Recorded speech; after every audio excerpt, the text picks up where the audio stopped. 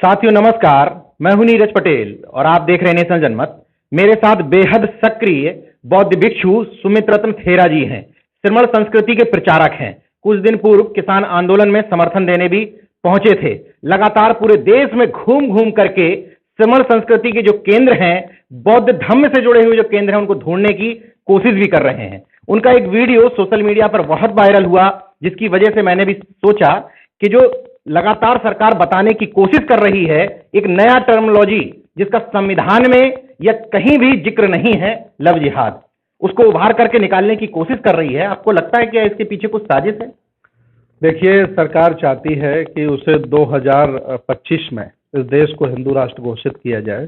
ये आरएसएस के सारे पर सरकार चल रही है। देश भारत में जितने भी एससी ओबीसी माइनॉरिटी के लोग हैं, ये अपमान झेलकर, ये बेइज्जती झेलकर और इनकी मार झेलकर, रेप झेल करके ये किसी भी तरह से हिंदू धर्म में नहीं रहना चाहते हैं।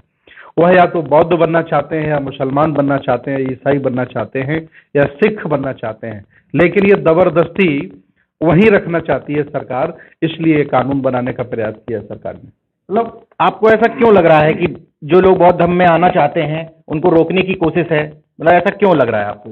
वो चाहते हैं कि जो हमारी लंबे समय से गुलामी कर रहे हैं उनकी संख्या कम हो जाएगी, और फिर हमारी मजदूरी कौन करेगा, हमारी हाँ में हाँ कौन मिलाएगा, और गुलामों की संख्या कम हो जाएगी। क्योंकि जब व्यक्ति धर्मांतरण कर देता है या घर वापसी कर देता है, क्योंकि देश भारत के लगभग 1250 साल बौद्धों के रहे, यहाँ लगभग सभी लोग बौद्ध हैं, और जो बौद्ध, सिख, ईसाई, मुसलमान बनना चाहते हैं, जैन और बौद्ध बनना चाहते हैं, उनको सरकार रोकना चाह रही है।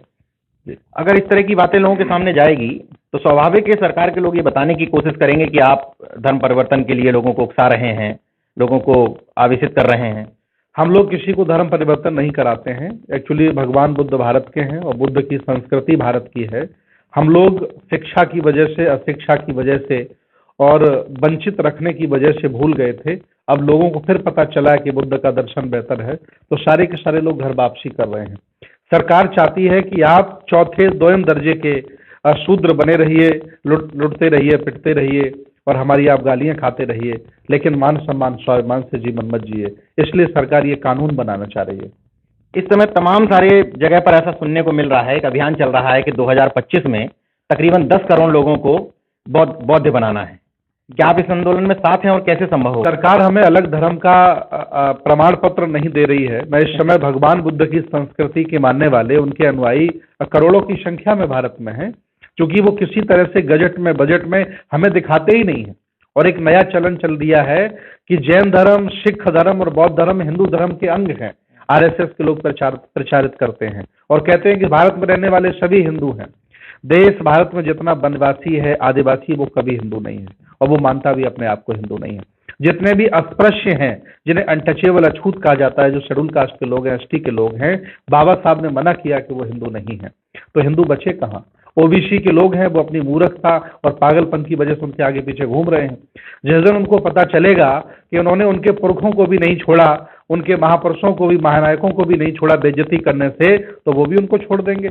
देश भारत का अल्पजन, ब्राह्मण तो मैं कहता ही नहीं, इसे अल्पजन कहता हूँ, अकेला रह जाएगा। इसलिए ये प्रपंच रच रहे हैं, लव जिहाद के बहाने पर ये कानून बना करके लोगों को तोड़ना चाह रहे हैं। जो तमाम सारे स्थल आप खोज रहे हैं नए नए, उनको संरक्षित करने के लिए क्या प्रयास करेंगे? हम जहां जाते हैं वहां के भारतीय पुरातत्व सर्वेक्षण की जो टीमें हैं पूरे प्रदेश में, लगभग उनके सब लोगों के मेरे पास नंबर हैं, और जितनी भी हमारी प्रिंट मीडिया है सबके हमारे पास कांटेक्ट होते हैं, तो उनको हम सूचित करते हैं। और मेरा एक सूत्रीय अभियान है कि भारत में जितनी भी पुरातन संस्कृतियों से जुड़ी हुई विरासतें, अवशेष जहां जहां पड़े हैं, उनको संरक्षित किया जाए और उनको उजागर किया जाए, ताकि लोगों को पता चले कि जो एससी ओबीसी माइनॉरिटी के लोग हैं, ये वाकई अछूत, असहाय, कमजोर, निर्बल नहीं है। ये देश भारत के पुराने राजा महाराजा हैं। देश बनाने वाले ये हैं, देश चलाने वाले ये हैं। इनके बंटने की वजह से कुछ चोर इस समय देश पर कब्जा करके बैठे हैं। अगर ये इकट्ठे हो जाएं, वैचारिक इकट्ठे हो जाएं, संस्कृति से अपने साथ आ जाएं, तो आज फिर वो शासक देश के बन सकते हैं। ये मेरा अभियान है जो मैं चला रहा हूँ।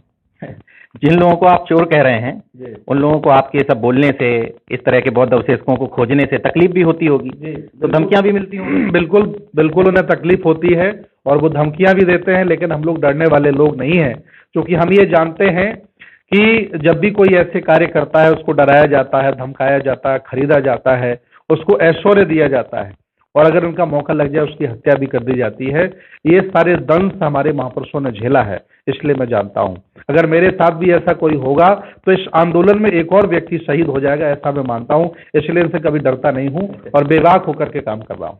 जो ये शब्द इन्होंने गढ़ दिया अचानक से, लगता है कि कहीं पर निगाहें और कहीं पर निशाना साधने की कोशिश है। बिल्कुल बिल्कुल बिल्कुल। देश भारत का एक भी मुसलमान वापस हिंदू नहीं बनना चाहता है और जो मुसलमान बन जाता है वो कभी वापस नहीं आता, क्योंकि वहां से प्यार मिलता है, वहाँ रोटी बेटी के संबंध हो जाते हैं, एक मंदिर में पूजा कर लेते हैं, ये मंदिरों में घुसन नहीं देते हैं। हालांकि दोष उनका नहीं है जो मदारी है, मैं तो ये मानता हूं कि जो ये खेल तमाशा देख रहे हैं इनका दोष है। ये अभी भी बटे हुए हैं और एक दूसरे से नफरत करते हैं, इसलिए शायद वो छोटे लोग, कम संख्या के लोग इन पर कब्जा किए हुए हैं। तो क्या क्या अपील करेंगे लोगों से आप, क्योंकि इस समय मीडिया से लेकर के तमाम सारे लोग ब्रेन वॉश के शिकार हैं, जो दिखाया जाता है उनके ड्राइंग रूम में वो मानते हैं कि यही है। इस तरह के लोगों से क्या अपील करेंगे? देखिए, ये लोग चाह रहे हैं कि लंबे समय तक देश पर कब्जा कर लिया जाए और लंबे समय पर देश पर कब्जा तभी हो सकता है जब संविधान खत्म किया जाए और लोकतंत्र खत्म कर दिया जाए। इसलिए पूंजीवाद को हावी किया जा रहा है, निजीकरण को लाया जा रहा है और आवाज उठाने वालों को जानबूझ करके टारगेट किया जा रहा है। मैं उंगलियों पर गिना सकता हूं 20 लोगों के नाम जिन्होंने आवाजें उठाई, अपने मान सम्मान के लिए उनके कत्ल कर दिए गए, उन्हें मार दिया गया। तो इनका एक ही उद्देश्य है कि किसी तरह से देश पर कब्जा कर लिया जाए और कब्जा कर परमानेंट राजा ये घोषित होना चाहते हैं, इसे हिंदू राज्य स्थापित करना चाहते हैं, लोकतंत्र की हत्या करना चाहते हैं। लेकिन ये देश, ये दुनिया अब ऐसा होने नहीं देगी और उनके मंसूबों पर पानी हम लोग फेर के रहेंगे। हम लोग इसमें बहुजन मैत्री का आंदोलन चला रहे हैं, SC OBC माइनॉरिटी के लोगों में मित्रता करने का प्रयास कर रहे हैं और उसमें हम सफल भी हो रहे हैं। तो अगर आपने मेरा YouTube चैनल सब्सक्राइब नहीं किया तो प्लीज़ सब्सक्राइब कर लें और उस बेल आइकन पर जरूर क्लिक करें, जिससे जो मेरे न्यू वीडियो है